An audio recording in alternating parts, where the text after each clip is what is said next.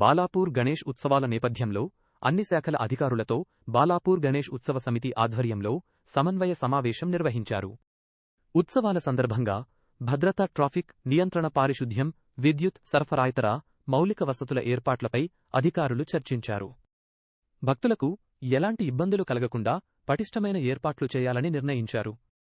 సమావేశంలో Shamshabad DCP Rajesh, traffic DCP Rahul హెగ్డేబడంగ్పేట్, GHMC deputy commissioner విద్యుత్ శాఖ అధికారులు, ఏసీ పీలు, బాలాపూర్ సీఐతో పాటు బాలాపూర్ గణేష్ ఉత్సవ సమితి అధ్యక్షుడు నిరంజన్ రెడ్డి, ఇతర కమిటీ సభ్యులు పాల్గొన్నారు.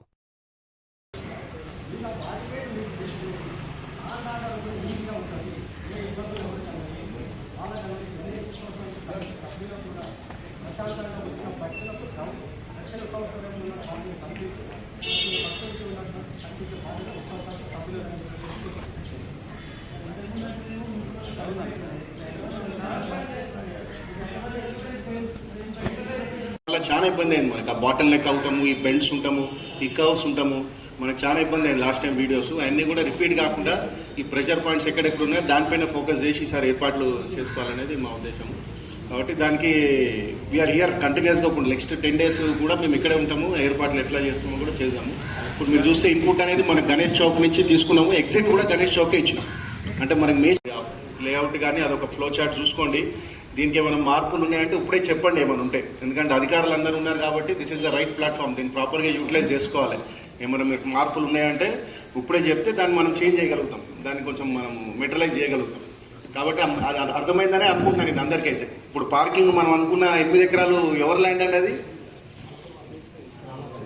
అదే కదా. నిన్న అక్కడ ఓనర్ కూడా నాకు నిన్న పరిచయం చేసినట్టున్నారు.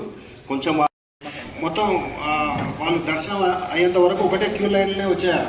ఒక సైడ్ నుంచి మనం శివాజీ గణేష్ చౌక్ నుంచి మన టెంపుల్ వరకు ఏదైతే ఉందో ఒక సైడ్ మన బ్యారికేడింగ్ చేసుకొని వచ్చేస్తే ఏమవుతుందంటే ఒక్కసారి మనిషిని ఎవరైతే దర్శనం చేసుకోవడానికి వస్తున్నారో అతను ఎంట్రీ అయ్యిందంటే దర్శనం అయిన తర్వాత మళ్ళా ఇక్కడ రెడ్ మార్క్లో ఏదైతే ఉందో అది ఎగ్జిట్, పబ్లిక్ దర్శనం అయిన తర్వాత బయటకు వెళ్ళిపోయేది.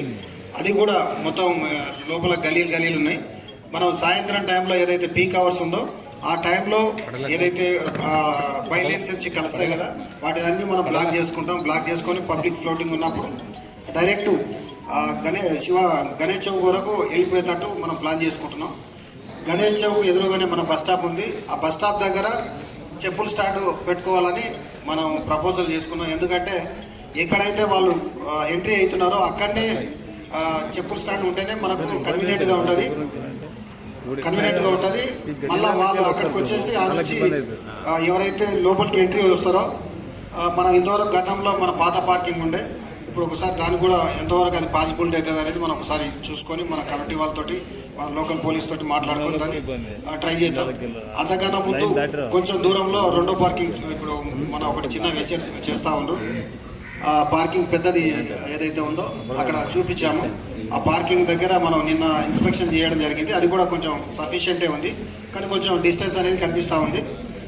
అలాగే ఒకవేళ ట్రాఫిక్ మరీ టూ మచ్ ఎక్కువ అయింది, పబ్లిక్ ఫ్లోటింగ్ ఉందంటే మనం ఆల్రెడీ ధర్మరక్షణ సభ కోసం మన చవాన్ హాస్పిటల్ వెనకాల దాన్ని వాడుకున్నాం. దానికి కూడా వాడుకోవడానికి ఛాన్సెస్ ఉంటుంది. ముఖ్యంగా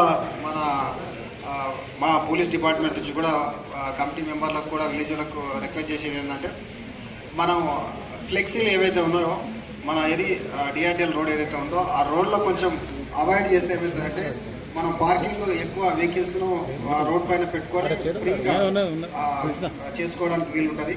మీరు ఏదైతే బోనాల పండుగ